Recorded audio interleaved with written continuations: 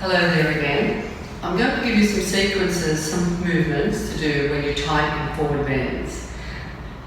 Forward bend are difficult, and if you're one of the, well, firstly, it's all that head complex that I was just doing with the footwork, but it's really, once you've got decent hamstrings, a lot of people still struggle. They're over here, but they're not quite getting the torso. And the standing pose is really, you need to concentrate on getting that length. These are another couple of ways to do it. So we're going to work on how to educate the body to get that extension. So get in a chair. This is a good chair, but a chair, a solid chair. Sit on your chair to the wall. Now the distance from the wall depends on your flexibility. What you're looking for is the knees will be bent, shins perpendicular, come towards the edge of the chair. So the sit bones almost feel like they're going backwards a little bit. This is really not for flexible people, but some flexible people also don't have the extension. They could be over flexible, not having tone, so they can't get it. But what I'm mentioning that for is don't overthrow your lumbar spine forward. So you just get a sense the tailbone is going down, but lengthening through your lumbar. You're going to take your arms up the wall. If you tighten the shoulders, take them wide. You're going to walk your hands up. Now, in that position, you're looking to have a straight spine. So you can take your hand around and feel if you've got something bulging. Move yourself back, lift it up, find out from your touch, your sensory sense of touch, where that is and what has to go in. So you've got that. Now, if that's fine, you can keep your feet there. This is too close for me. I'm going to move it back a little bit. There's the length of my leg. It's not that long, but it's longer than that. Okay, so you're here. And you're going up. So you're going to keep your spine as it is, and you're going to take one by one your heels to the wall. I'm going to push the chair back a tad more. So now I'm getting real tight. But I'm going to reach around and see if I've been able to maintain the integrity, particularly this part or up here. You're going to do your best on feeling what you can. So you're going to stretch up. So this will give you a different way to get a hamstring stretch if you're struggling with that area, but educate you to get length in your spine as you reach up. So once you've got felt, you can do that as often or as much as you like, you've learned to feel the extension of your spine, turn around and bring it to the front of the chair and have some bricks and walk out. So you're looking to feel the same extension. So you can reach around again. If this is not working for you, you can't get your extension and you're humped up, go back to the wall till you get it. And you're reaching out, okay? Then it's harder again if you take your heels out and coming back, so I straighten my heel. The word of warning here, if you're on one of these slippery mats, put a piece of mat or an extra mat on the edge of the seat so you don't step off. Always have this chair on something sticky so it's not going to slide around. Okay, so your legs are out, you can be back here, can be the next step, lifting, moving your dorsal spine in between the shoulder blades, easing forward, shoulders away from the ears, extending out. Feet are active because your legs are active. And then from there, you can again walk yourself out to as far as you can. It can be done, I'm going to walk back. It can be done with wide legs as well. But I'm not doing that because I'm going to slip on the floor. But at least you get the idea of going forward. Then with the chair, see how you go, turning around, and lifting your heels up onto the seat of the chair. So there. This will be difficult for those who have this, don't have the ability here. But what it does do, it gives you something to pull onto, press your legs against, and pull your trunk up. So it gives you some feedback how to get your trunk up and get the length. So you have to use your arms to pull back, shoulders down, press the legs into the chair, heels to my Achilles that are pressing down, quadriceps pushing to the floor, and you're lifting the trunk up. And if you're more flexible, you can start to go forward. But it's not this, and then losing it. It'll be more like that. So the purpose of this is to give those who are struggling ways that they can work on it to get into their forward bend. So now we're going to use some bricks. So you're going to be sitting in your Upavishta, wide angle. Move that just a little bit there. I'm going to pull the blanket over. So if you can't sit in this position, take a 3-fold blanket, or 4, whatever you need. and prop it underneath your buttocks. Push that. This is going to come around here. A little bit. Okay. So if you're struggling, put the blanket underneath your buttocks. Because the flexion here, you have to get up onto your sit bone, otherwise it pulls the pelvis underneath. So it's imperative. You can't go forward, pelvis underneath. So you have to sit up onto and get your pelvis upright until you can do that. Have your heels on the mat. This is slipping. If you're on the floor, it's slipping, put another mat under it so it stays stable. The heels on the mat grip, which is really nice. I'm going to slide myself off that. So you're either up or you're down, whichever one works for you. Then you can dig your heels into the mat. You can lift up your sacrum, buttocks, and bring the sacrum forward without moving your legs, so that you'll feel it. Okay, then stretch the heels away. So don't just bring your buttocks forward and keep on sliding forward with your feet. So anchor them down, adductor complex, you pull back, you're actually squeezing the glute medius in here as well, and lifting your chest up. If you can reach your toes, you pull on the toes, and you lift the trunk up. If you can't reach with your hands, you get 2 straps. One around each foot, and you pull on it, and you get that. Now, that would be the same. It's better if you can get off the blanket, but if you don't, you sit up on it. We're going to put the heel, and I'm going to move this off the mat now because I want to be able to manipulate the position of it. So I'm going to put my heel bone up onto the grip, preferably just the heel bone, not the Achilles, it's not pleasant. I don't want it there anyway.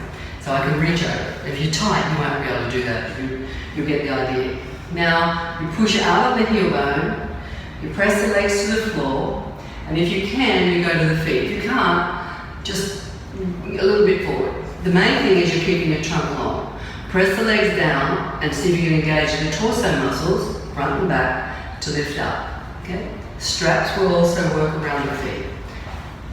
So if you pull on the 2 straps, 1 foot, 1 strap, that's not what you're doing, but you have 2 straps and 2 toes. You pull back, and as you pull back, this action of drawing your arms back takes your shoulder blade down and enables you to lift the side trunk up. So it's better to get the grip than just being loose. That doesn't quite give you the feedback.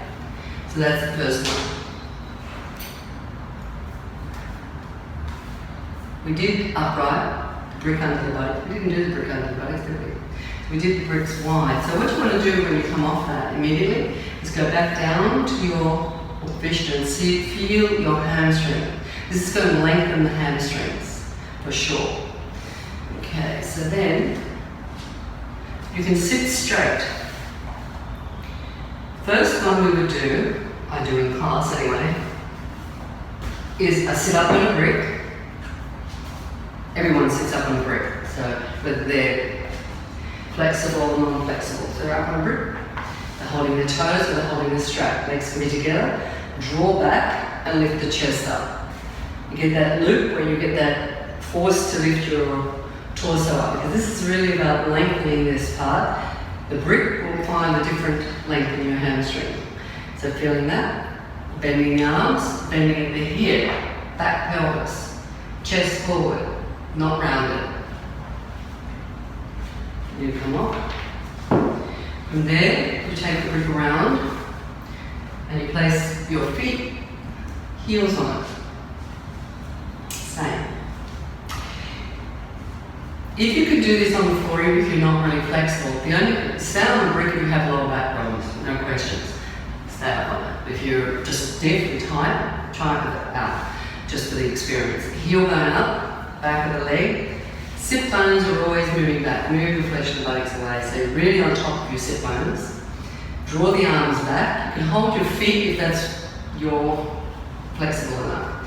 Draw back, straddle toes, shoulders back, chest up, and get the length. The more you push your legs down, pull on the arms, you're going to find the torso lifts up. If you can slide back a little bit, take your back ribs in and lift from the middle of the back. Don't drop your head just onto your neck. Lift up, lengthen the neck, let the head roll back and bring the back ribs in. Keep the back ribs in and bring your head up. Bend the elbows out to the side and see where you can go with your forward bend action. Stop when it starts to become some curled position. So we have that. You could do the 2 bricks under the heels after the forward one. Another one that helps the forward bends, people who are struggling with forward bends, is the pelvic area muscles get very tight and the brick pushes them apart. So you could be up on a blanket if you need the blanket for your longer spine. Back, lower back. Put the strap around and squeeze the brick. It makes the deep six, the deep muscles of the pelvic area relax, pushes them out, gets the gluteus medius as well fired up here, which is necessary. Press the inner edge of the leg down, press the inner edges of your feet away. Don't pull your toes back. Habit I have to break. Take your arms back, lift the chest, and extend forward. Don't lose the position of your legs, don't lose the anchoring. You're going forward, wherever one you can. Okay, so then now I have,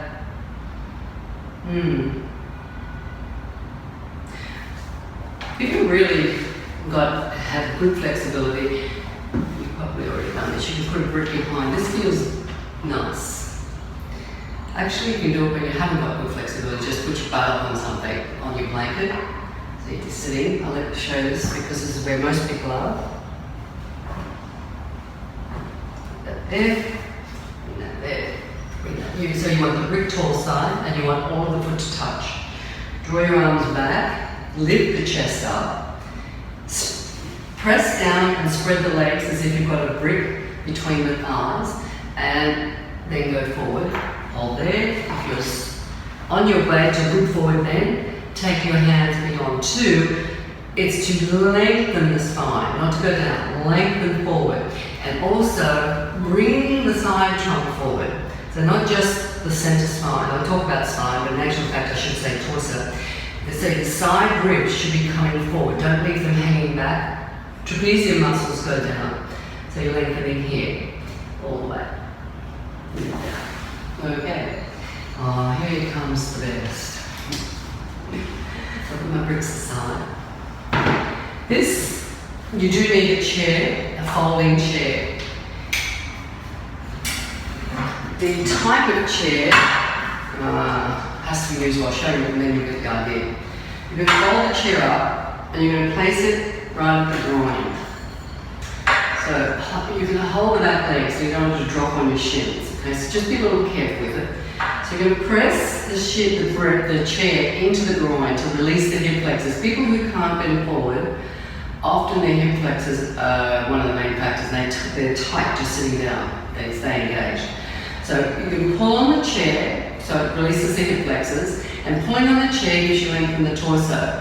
And you can then ease yourself forward to wherever you can, or whatever's working for you. You can be out on a blanket, where all of that works. You can have your legs apart, which is a little easier to go forward when your legs are apart than together. So for those who are struggling, these are just ways to play with it. Pull the chair down, you can be here, you can just use it as leverage to get lift to the torso if you're not understanding how that trunk feels when it's long. So your arms don't have to be out there, you just pull down, it gives you a nice leverage. So some things to play with for your forward bends. See you next time.